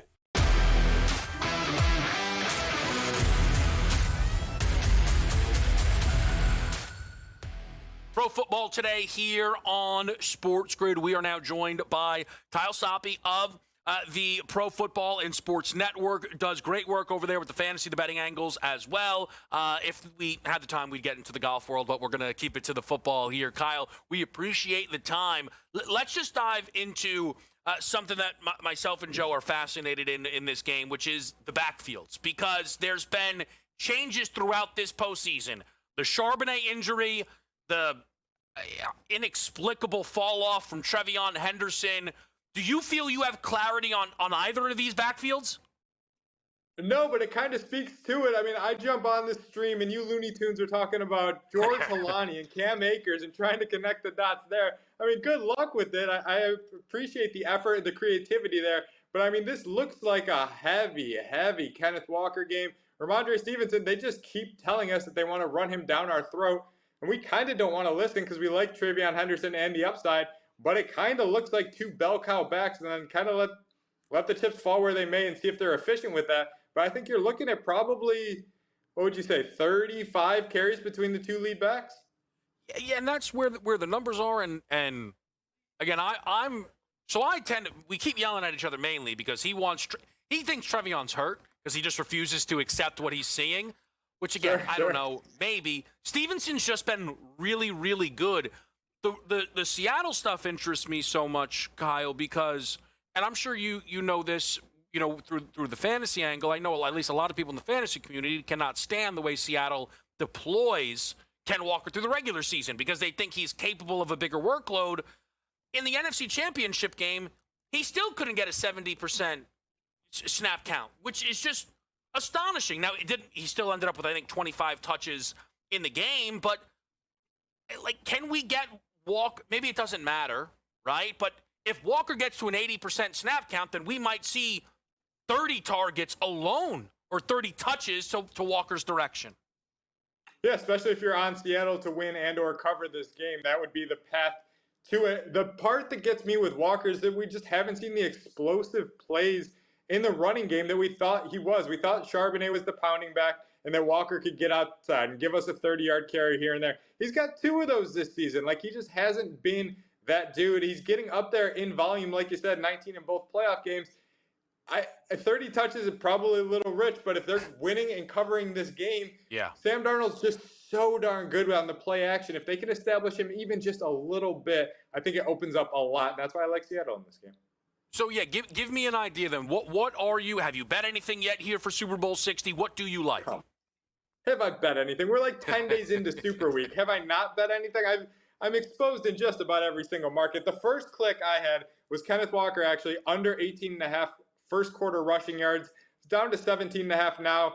That's more of a play and how I'm going about Walker. I don't want to play his yardage stuff because, like you said, if this game goes in their favor, he could get 20, 23, 24 carries and kind of ugly his way to over that 73.5 number that you're looking at on the screen now. But in the first quarter, where we know everybody's going to be run heavy, these are the two biggest or most run heavy first quarter teams in the playoffs. And Milton Williams, since he's been back for New England, they've been nothing short of phenomenal against the run, holding lead backs to under 2.5 yards per carry in those first quarters. I don't think Kenneth Walker is getting 5, 6, 7 first quarter carries. So I like him under his first quarter rushing total, and I'm not playing him for the game. I now really understand. What's the Shaq meme? I wasn't familiar with your game. You start ripping a first quarter yardage under, and now you've got my full interest. Keep running through the card. No other tee up. What else do we have here? Sure, we're going Stephon Diggs under longest reception. It's 16.5 now. You're looking at a guy whose ADOT is 3.1 yards lower than it was during the regular season. During the postseason, they're not asking him to stretch the field, and he's not doing it. He'll catch a screen pass. He'll pick up a 3rd and 5 for you. I don't think he's catching a 17-yard pass. His catch rate on balls thrown 10 yards down the field far lower than balls thrown under 10 yards. That's what I'm looking at with some confidence there. If you want to bet, I don't want to say it's a chalky trend, but it gets played up, but it seems like Vegas isn't really buying it. Second half is basically even money to outscore the first half. You lose on a tie, that is what it is. But over the last 25 Super Bowls, since 2000, you're talking almost 6 more points per game in Super Bowls scored in second halves than first halves. I think that's here to stay. Give me that every day of the week. I like that trend. It's more of a JSN thing, but 13 of the last 15 Super Bowls, someone's had at least 100 receiving yards. It's something that Joe and I have talked a little bit about on the desk, but it's not as if now it's minus 138. But again, I've got the guy who led the NFL in receiving yards and 13 of the last 15 Super Bowls. That's one of those numbers that I feel like it is only baking in who's on the field, which I understand. Yes, it would be an upset if you get there through a New England guy, but again, it's more likely JSN just gets 100 receiving yards in the game. I wonder if you're playing anything here. If I'm going that direction, I'm taking the over on total passing yards in this game. It's set right now at 452.5. That would be an avenue to kind of getting exposure the same way. If JSN goes for $110, $120, $150, I'm probably cashing my bet at even odds here on the over 452.5. But I mean, I guess the risk that would come with JSN would be game script. I think Seattle wins this game by 10 points. If that's your belief, maybe they're running the ball late and it doesn't get up there to the 10, 11, 12 targets that it's going to take to hit that number. But if this game's competitive throughout, you're right. I mean, JSN's going to be weighted down with targets and fall into triple digits. I would just say, though, the reason I played the minus 138 instead of the what would be like plus 110 JSN number is if you are right and Seattle wins this game and they control the whole way, if Drake May has to throw the ball 40 times, again, it would be, but maybe Diggs gets 12 catches and ends up with 100 yards, right? Like, maybe there's 5 Kayshon Boutte deep shots, 2 of them come in. That's what I was thinking, Right? Like, I think that is on the board in this game. Kyle, I won't keep you too much longer, but just give me an idea what got you to the Seattle 10-plus kind of margin of victory here. Yeah, I'm going 27-17 for the Seahawks. I just think it's the better team on both sides of the ball here. I'm not too worried about Sam Darnold. And if we're talking all this Kenneth Walker and you guys want to talk George Halani, if they get that running game going even just a little bit, give me 4 yards a carry, and you're looking at Sam Darnold, the 4th best quarterback off of play action. If they get going early, that opens up everything. That puts a lot of pressure on Drake May to beat this stingy Seattle defense. Give me the Seahawks. It's going to be a lot of fun to follow, man. I am excited for it. Kyle, that was electric. Make sure you guys follow him over on Twitter at Kyle Soppe, SOPPEPFN, and get down with everything that they've got going on over at Pro Football and Sports Network this week. They are out there in San Francisco for Super Bowl 60. Kyle, we really appreciate it. Myself and Joe will be diving back into the markets after a quick break here on SportsGrid.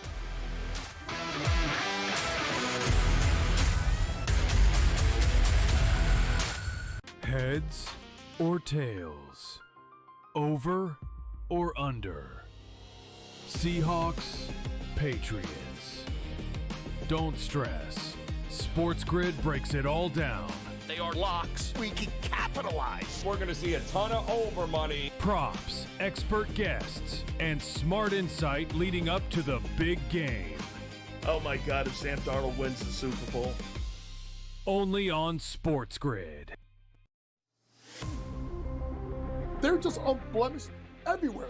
They dominate you defensively, and they have offensive balance. They force turnovers. They control the glass. Let's put it to you like this. UConn isn't just undefeated. They're a tyrant over the women's basketball landscape. March won't expose them much as they will confirm their invincibility. College basketball today. Only on SportsGrid. Can USA overtake Canada and get that gold, Joe? Absolutely, they can here. And ultimately, it feels like that is the 2-horse race. And I think ultimately, Canadians don't really care if their team competes in the luge or the bobsled, Donnie, or anything else. They just want that gold when it comes to ice hockey. And that is the only thing that's going to matter there. The Early Line. Only on SportsGrid. Drake May and Sam Darnold here and again. Getting out of Stidham, which who knows what that have brought to the Super Bowl. But at least we get a young quarterback in Drake May looking to stamp his claim to, yeah, Tom Brady was great for this organization. Let me see if I can run a couple championships up the flagpole early in my career. And then there's Sam Darnold at this point, where he's getting other general managers fired while he's making his run to the Super Bowl. He's been nothing short of really, really good this season. Pro Football Today. Only on SportsGrid.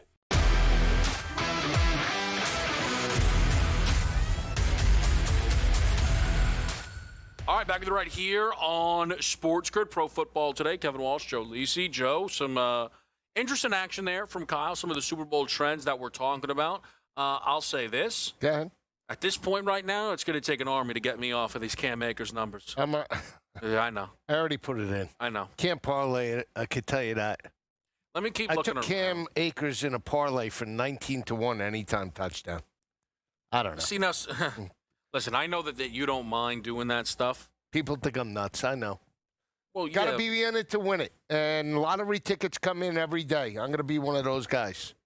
I just want to see, though, if I can find more Akers, if you will. Like, I'm trying to figure out what other book could really offer that up. 365? Maybe. We'll have them see if they can find player to record, the total to record a rushing attempt. Any player to record a rush. No, not this. Yeah, I'm trying to find, Joe, just like not that by the way, not that like 2-1 for a yard is bad. I'm not saying that at all. I will say this. Don't get mad at me. Sure. Because I don't think you will. Him getting a carry and not getting a yard would be quite the scene. I'm just saying. I can't find it really anywhere else, Akers. Interesting. I'm going to look one more spot. Yeah, look one more spot. Listen, it's running backs day, and I don't think it's a bad thing that we're kind of locked in here. But the more we talk through it, I think the more it's certainly worth a look. Let me ask. All right, hold on. So let me ask you the thing then that we were supposed to probably talk about a little bit more. Sure. Or at least I thought we were. How specifically are you attempting to bet Trevion Henderson in this game? Very much. But I mean, like, what markets? What's the yards? Rushing, receiving? Receiving, not so much. Even though if you follow Trevion Henderson throughout Ohio State, you know he's a great pass catcher. Mm-hmm. We know that in the biggest games, I mean, he has stepped up. Texas game, 72-yard screen pass. I can't believe that McDaniels and Vrabel haven't utilized him in the playoffs like that. Yeah. I just don't understand it. I'm amazed about when you have an explosive player. Okay, he stinks at pass blocking. That's great. Okay? Get him out in space. I don't want him to block. I want him out in space. Right. That's the whole point. That again, we talk about these football guys, and obviously they're doing it at an elite level. He's not a blocker. And I know that Cap will come on and he'll tell us because that was the MO. He is one of the best pass blockers coming out of college. That's all well and good. But the guy shouldn't be blocking. He's a pass catcher. He's an explosive slashing back. 4 carries over 50 yards. Why aren't we trying to get this guy out in space? I don't want him in the backfield blocking. I want him out on a swing pass, catching the ball and get me one-on-one on a linebacker and nickelback. What are we doing with the offensive philosophy? So this is where you and I have had a divergence on this, and I think it's important. I know you, but just to remind everyone, in the game against the Houston, I played all the Trevion ladders. Right. But his carries, right, were when they had a double-digit lead, and they were just sitting on the football, and he's getting hit in the backfield before he could even get started. Yeah. That's the point. So it's like, when is he getting the carries? I was talking to people during the game. I go, this doesn't feel real. Right. Every time Ramondre gets the ball, there's 4 yards of space. Every time Henderson gets the ball, there's nothing in front of him. Right. Because you want to know why? He's running Henderson on predictable rundowns, and that's the thing. We talk about mixing it up. And I think that is all well and good. But it was just, I've not come on and tell you, hey, Joe, I'm betting all these Ramondre numbers, okay? Go ahead. It's that I am watching 2 football players, and one of them looks great in Ramondre Stevenson, and one of them looks awful in Trevion Henderson. And when I look at the Trevion numbers, I don't think we are getting a disc. I don't think the books have made a mistake. Everyone keeps saying he's explosive. He's explosive. He is. He has not been more explosive than Stevenson, for like 2 months. I don't know about that. It's nobody. I do. Since the Buffalo game, which was the 14th of December, he has not been what everybody wants him to be. Okay. And Stevenson is the one who looks explosive. So I'm not trying to sell people on betting Steven. I mean, listen, there's some Stevenson temptations. I won't say that there's not, but like Trevion has been worse than him at everything now. Okay. We'll get into the stats after Cap is gone because I'm looking at them. I don't see what you're looking at. Well, I don't think you look at the playoff stats then. I really don't. I mean, we'll be right back.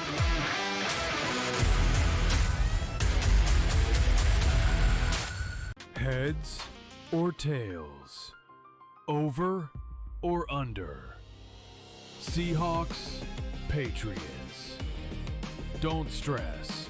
SportsGrid breaks it all down. They are locks. We can capitalize. We're going to see a ton of over money. Props, expert guests, and smart insight leading up to the big game. Oh my God, if Sam Darnold wins the Super Bowl. Only on SportsGrid. They're just unblemished everywhere. They dominate you defensively, and they have offensive balance. They force turnovers, they control the glass. Let's put it to you like this.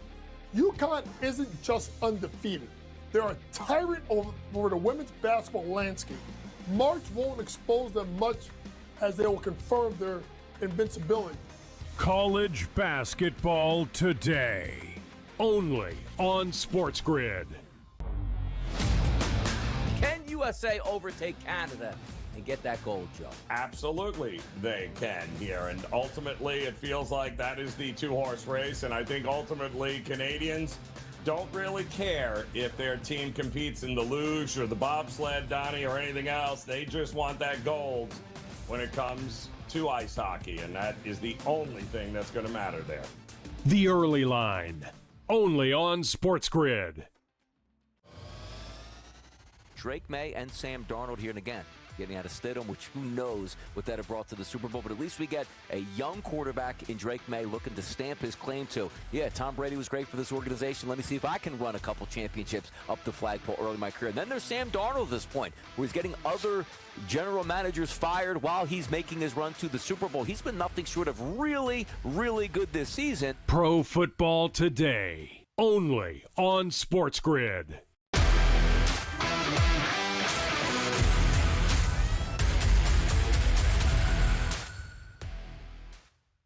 Pro Football Today, back right here on SportsGrid. Listen, at the Super Bowl, it's a tough. But if Cap doesn't come on, I mean, he said that Chip Kelly system, from what they heard, was very simple in the blocking scheme, and that he can't identify the pass rush. Sure. And I understand that, right? We've heard that throughout, how we struggle in pass protection. I just struggle with the fact that they don't want to get him out in space when you have a change of pace back. What is so interesting, again, like I want to acknowledge this. It is a bit of a brain breaker, the situation. Let me go back to. Can I just say, but hold on, sure, go ahead. I don't personally believe that Trevion Henderson not getting carries should be tied to pass block. I agree. Because, Joe, that's not where I feel he's losing the battle. Okay, that's understandable. Where I feel he's losing the battle is playing running back. Okay. They look worlds apart. You mentioned a change of pace running back. This is what I'm telling you. Hey, let's get Trevion out there. Maybe he'll hit an explosive play. Well, I don't know, because we kind of have the most explosive running back in football right now. So when did it change? You said the Buffalo game. So let's go to the Buffalo game. Right. 14 carries, 148 yards, 10.6, two touchdowns. He was brilliant. All right. He then gets banged up against that Sunday night game against the Ravens. Okay. He goes down. He has 5 carries, 3 yards, non-existent, right? Yep. Is that when we made the determination that he stunk? Because then he comes back. We got injured against Baltimore. Okay. He comes back the following week against the Jets. Yep. 19 carries, 82 yards. He averages 4.3 yards per rush. Okay, pause. Is he not explosive then? Hold on. Pause. Ramondre. Yeah. 8 carries, 47 yards, touchdown. Okay, but hold on. 5.9 a carry, 5 catches, 55 yards, and a touchdown. Okay. So, hold on. So, Trevion was fine. Ramondre was better. Better in what? Everything. Okay, so you had a better game. Okay, go to the next game. Okay, Dolphins, 13 carries, 53 yards, 2 touchdowns. Okay. That they routed the Dolphins in that game. So 4.1 yards per carry. Yep. He wasn't involved in the offense in any capacity. Okay. Ramondre Stevenson, 7 carries, 131 yards, 18.7 a carry, 2 touchdowns, and then 2 catches for 22 yards and another touchdown. Okay, I'm not taking away from Ramondre's performance, but the guy got 32 carries in back-to-back games. Yep. So you're telling me... And was significantly outplayed in those games by Stevenson. But again, hear me out.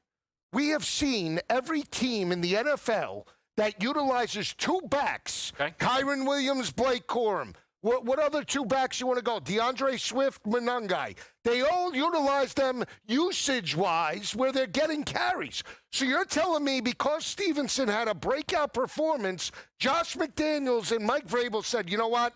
No more carries for Trevion. Don't give him any. They gave him. They both got carries and comparable workloads against the Chargers. Okay. Would you like to go through those numbers or not? Yeah, I know. Stevenson had the 75 yards in the receiving game. So so he's a breakout receiver. And he had 5.3 yards a carry. Okay, all right, so he had a bad game. He had 9 for 27. Mm-hmm. Okay, and then what happened against the Texans? He got 12 carries for 25 yards. Okay. Right, and a majority of that is after they were up in double digits. If you watched the game, I know you did because you were on his props. Yup. They didn't run the football basically in the first half. It was all Drake May throwing the ball because they had the short field. And then after they were up double digits and Houston was taking away their run because they were playing run because they were down by double digits. Yeah. Obviously, that's what you had. Yeah. So we don't put into game flow, into anything, into the production? Just saying he's losing his job. I believe we have NFL insider Adam Kaplan with us here out at Super Bowl 60. Cap, it is great to be able to get you on. I actually want to skirt off the game because there was some big news out of Philly, and I'm sure you can speak to it, that Jeff Stoutland is going to step away from the organization. Can you add some clarity to this situation? Yeah. Kevin, here's what happened. Basically, had Jeff Stoutland stayed, as I've understood it, for a couple weeks, yes, he would have been the O-line coach, but he would not have the run game coordinator title. It's just they've moved on from that. The run game took a big step back last season. As you know, in 24, they were historic. And as an Eagles fan knows this. But it's kind of I'm surprised by this. You know me very well, Kevin. Yeah. I didn't think it would end like this. Like, he made the announcement. Now Eagles just put a statement out. It's just not. And to do this in February is almost. I understand that you just hired their offensive coordinator recently, Kevin, but this is kind of unheard of to do this in February. Typically, when someone like Stoutland leaves, you do it very early. But this is what he's explained to me. His run scheme does not really match up with this one with their new staff because they're running West Coast. The zone scheme is different. They ran some zone, a lot of gap scheme. I don't want to go too inside football so people don't understand this, Kevin, but it wasn't a great match with Sean Mannion's scheme, and he's out. You saw his statement. It's hard to believe. Didn't think it would end like this. They love him. He's still beloved inside the organization, but they're going to have a bunch of coaching changes.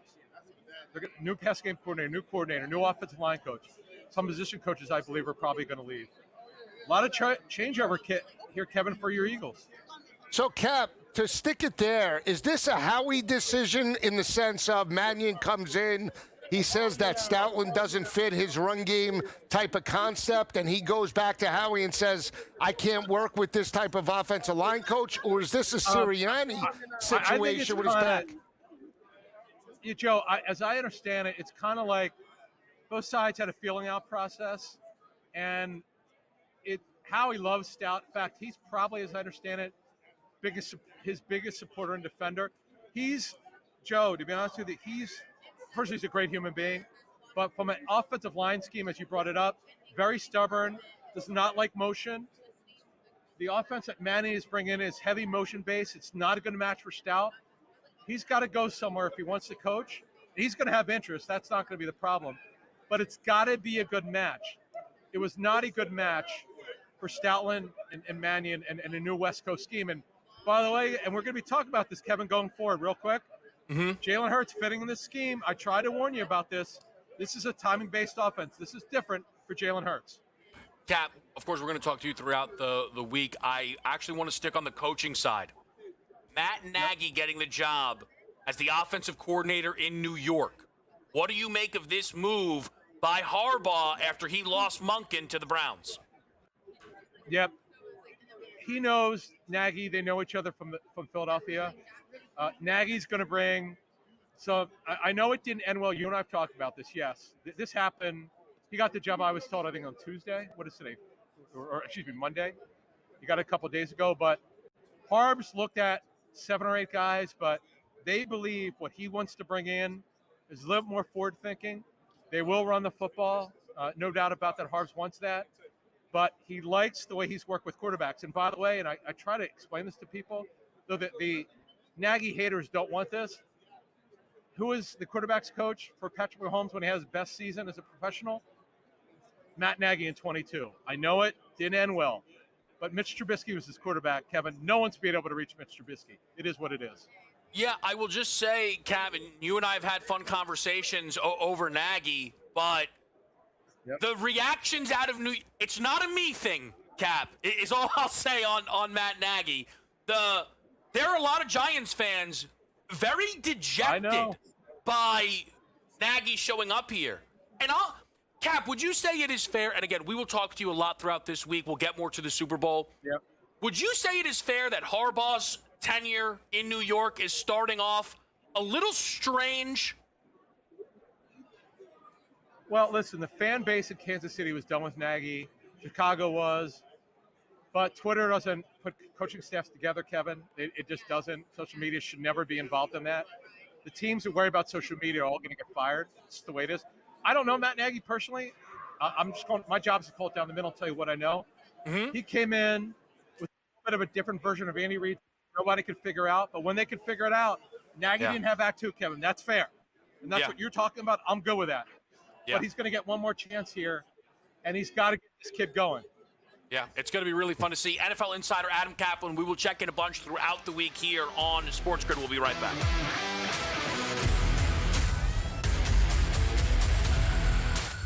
Heads or tails? Over or under? Seahawks, Patriots. Don't stress. SportsGrid breaks it all down. They are locks. We can capitalize. We're going to see a ton of over money. Props, expert guests, and smart insight leading up to the big game. Oh my God, if Sam Darnold wins the Super Bowl. Only on SportsGrid. They're just unblemished everywhere. They dominate you defensively, and they have offensive balance. They force turnovers. They control the glass.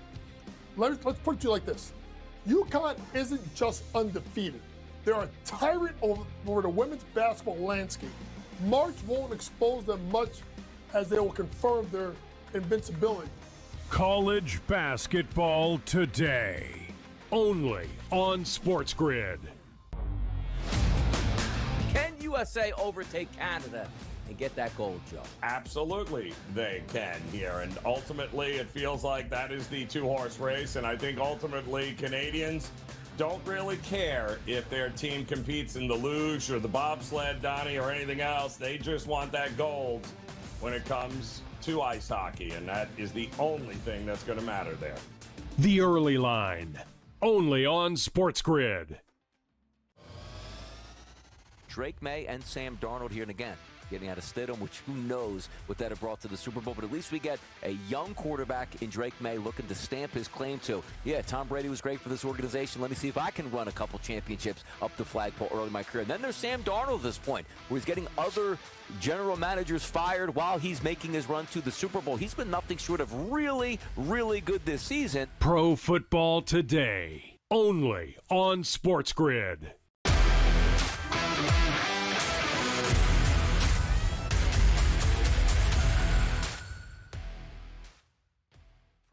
football today on Sports Grid. Kevin Walsh, Joe Lisi, and our guy, Cam Stewart.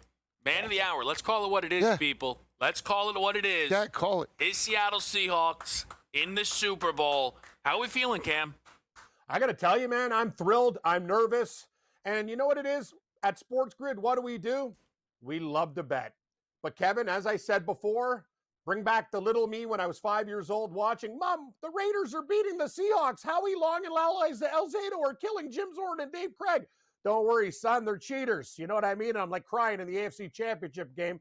And I'll tell you this, 1983 Kev, Kurt Warner, those were exciting times. I rode this train, a lot of downs. Stan Gelbaugh, Kelly Stouffer's Frozen Dinners. We've had some real losers. Dan McGuire, big bust. Right, Joe? Remember Big Dan McGuire? He used to wear the visor from San Diego State, Mark McGuire's brother. Ooh, yeah, McGuire's like number 10 he wore. Rip it up. Yeah, he's unbelievable. I'm like, what is happening? Kevin, this is awesome. And I'm going to tell you, I got so many parlays to plus money. I don't want to lay the 4.5.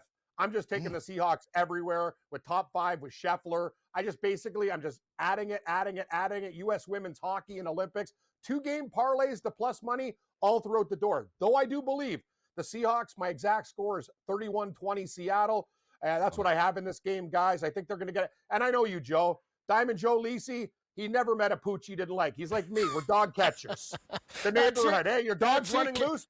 Lisi and Stewart will get your pooch. Right, I missed you, Cam. It's been a while, like you said, and when I heard you were coming on, I got all juiced up. But let me ask you this, because you brought up all of the pain that you've had in the late 80s and early 90s, and I remember those teams, Steve Largent and, Kurt Warner. But talk to me about Darnold, because that performance in the NFC Championship game, right, has it erased all the negativity surrounding him for you? Do you finally buy in? Hey, I told Kevin a while ago, I didn't think it was as bad as many people in the media said. He had his 2 worst games, Joe, and you saw it. 6 picks against the Rams. It's like Puka Nacua destroys the Seahawks.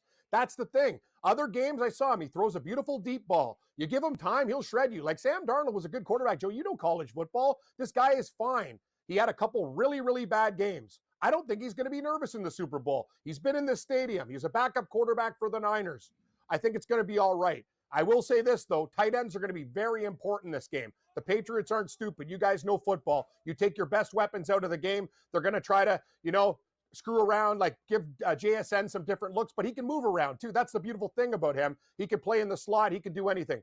Guys, I'm telling you, I really believe in this team. I believe in the defense. I wish we played it last week after the Rams game, but Kevin, I'll give you a couple of props that I really, really love. And Joe, I'm like you. I look for sneaky low props. George Halani, backup running back from Boise State, now a Seahawk, over 1.5 receptions. That is what I'm loving right now. My receiving yards was 8.5. It's up to 11.5. I got a good number. I think he gets 2 catches at least. I'm going to take his rushing over with receptions over.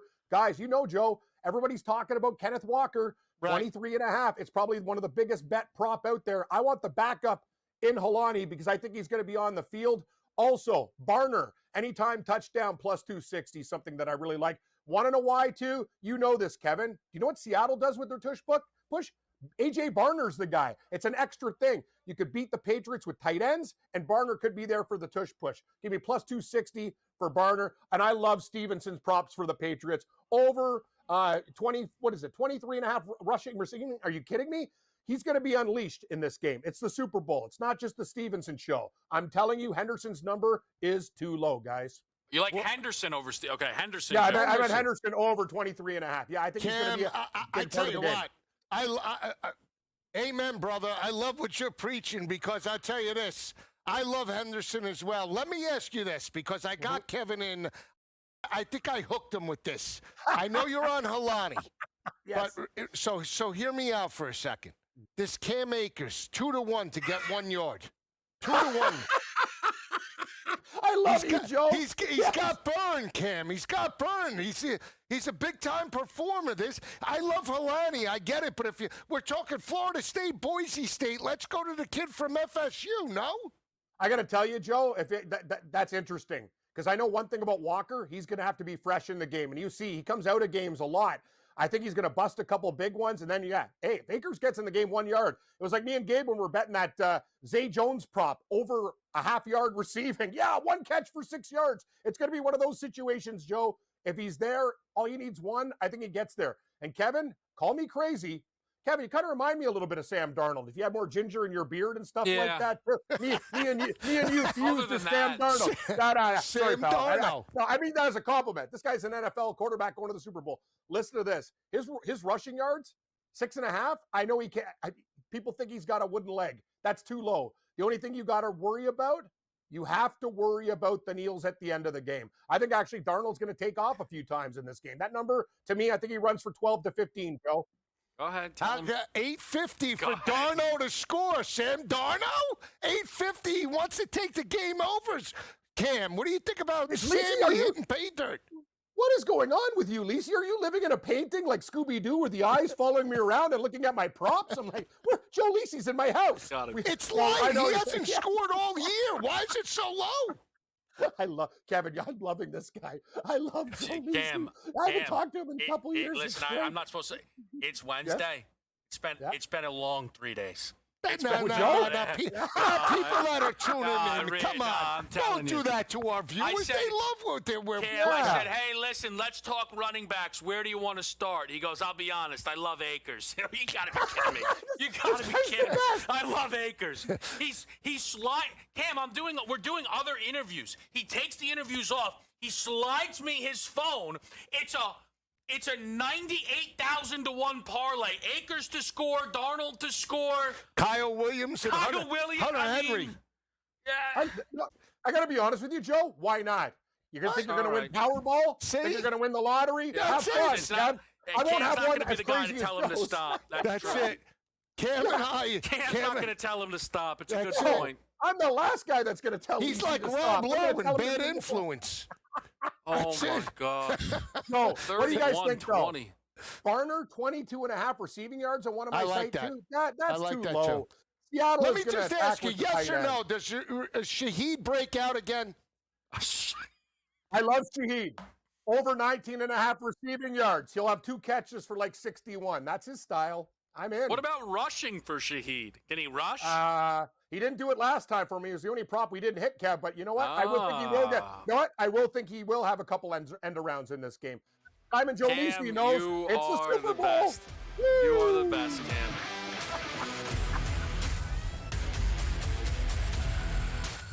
Heads or tails? Over or under? Seahawks, Patriots. Don't stress. SportsGrid breaks it all down. They are locks. We can capitalize. We're going to see a ton of over money. Props, expert guests, and smart insight leading up to the big game. Oh my God, if Sam Darnold wins the Super Bowl. Only on SportsGrid. They're just unblemished everywhere. They dominate you defensively, and they have offensive balance. They force turnovers, they control the glass. Let's put it to you like this. UConn isn't just undefeated. They're a tyrant over the women's basketball landscape. March won't expose them much as they will confirm their invincibility. College basketball today. Only on SportsGrid. Can USA overtake Canada and get that gold, Joe? Absolutely, they can here. And ultimately, it feels like that is the 2-horse race. And I think ultimately, Canadians don't really care if their team competes in the luge or the bobsled, Donnie, or anything else. They just want that gold when it comes to ice hockey. And that is the only thing that's going to matter there. The Early Line. Only on SportsGrid. Drake May and Sam Darnold here and again, getting out of Stidham, which who knows what that have brought to the Super Bowl. But at least we get a young quarterback in Drake May looking to stamp his claim to, yeah, Tom Brady was great for this organization. Let me see if I can run a couple championships up the flagpole early in my career. And then there's Sam Darnold at this point, where he's getting other general managers fired while he's making his run to the Super Bowl. He's been nothing short of really, really good this season. Pro Football Today. Only on SportsGrid.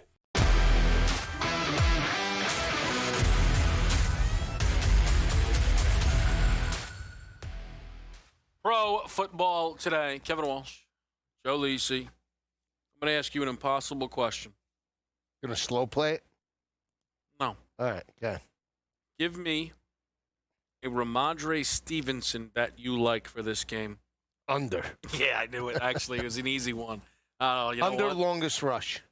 Oh, come on. So you're really going for it then, huh? Why? You taking the over? No, because 0? Don't do it. I tell you, you're not I going. mean, I feel like I'm talking to the head of NFL Films here. How we're anointing Ramondre Stevenson the gold jacket. Really? Okay. Let me just tell you this. All right. I worry about you, and I want the best for you. And the more and more and more I look, okay, I think that it is up to you to focus in on Cam Akers and Kyle Williams, and I think you just stay away from the Pats' backfield. Thanks, Coach. Yeah. Thanks. What do you think? Could be. I already put it in. It's too late. What do you mean you put in? 25 plus for Henderson, plus 168. It's light. It's light. That's not a good payout. That's not a good. It's not a good payout. Not a good payout. That's not a good They're payout. undercutting me. So why don't you just do this? I think you should just play the bet that you've been wanting to play all along. Take the points with the Patriots. Did that. And take Drake May for 2+ passing touchdowns. Fine, so I'll tell you first. You know what? I'll tell you. I've been look, holding back. Go ahead. First thing that caught my eye. Yeah. All week. Yeah. Ramondre Stevenson, Super Bowl MVP, 30-1. Why not? What do you think? What do you think? I hope they don't stuff him early. I really don't. That would be too much. You've given me enough, like, frustration, and I'm gonna have a great workout. Tell you that right now. All right, so you're out on Stevenson. I told you I'm with Cam. I'm on Henderson. Can I ask you can't this? go in this game. I have a question. God, I got a question. Go ahead. Do we think George Halani is going to get a rush attempt? Yeah, I mean. One. Yes. Okay, hold on. Do we think Ken Walker's going to get a rush attempt? Yes. Okay. Sam Darnold? I think he'll tuck it and run. You think Shaheed gets one? One. I feel like everybody's on that. Okay, I don't think that's what you think. I think you just think I'm on it. That's all right. We'll battle through. How about this? Do you think a Seahawks receiver gets a rush attempt? Yeah, I think it's Jay, you said. Okay, that's 4. You think Akers gets one? Absolutely. Plus 135. And I'll tell you, that is gonna. This kid gets the ball. He is north and south. Let me tell you, he runs bigger than his 5'10" frame. So I'll tell you that right now. I know. He runs bigger than his frame. Here's the problem. Here's the problem, all right? And I know you don't like to concern yourself with these kind of things, but I'm just going to say this. The 4.5 total Seahawks to record a rush, to me, is now very interesting. Okay, so I talked you into that. Yeah. Okay. Pro got you involved. Let me ask you this question. Yeah, sure. Okay, I'm an open book. You think Drake May runs the ball? Yeah, I think he'll run. Stevenson? Once. Yeah. Get one. That's it. Scrape him up. Yeah. Trevion? Yes. Is there a 4th Patriot that runs the football? You can say no. I think maybe Pop Douglas or Kyle Williams on a reverse. I don't disagree. Why? Why? Maybe we take over 7.5 players to record a rush. Okay. It's a little too expensive, though. You're not going to like it. Minus 160. Worse. 200. Yeah. Take the 2-1 with me for Akers. Okay, but what about the over 4.5? Can you get me yardage on Akers? Like real yardage? Like just 5. You would think they'd have it, but no, I really can't really find. How do they have Cam Akers to record oh, man. I'm trying to find it. I don't know where I would have to go. Like, I don't see him in maybe in an alt rush market. Like, no, he's not going to be there. Look at this. JSN for 25 rushing. Why are they even hanging this? 28-1. Why are they hanging that? What? JSN for 25 rushing yards? Why would they even bother with something like I don't know. Hit the under. Hold on a second. They got him for 5 at plus 450. Is JSN going to get a carry? He might. Has he had a carry this season? This Cam Akers is live. 2-1 for a yard. Happy Cam Akers Day. What a celebration it has been. Pro Football Today, Joe Lisi.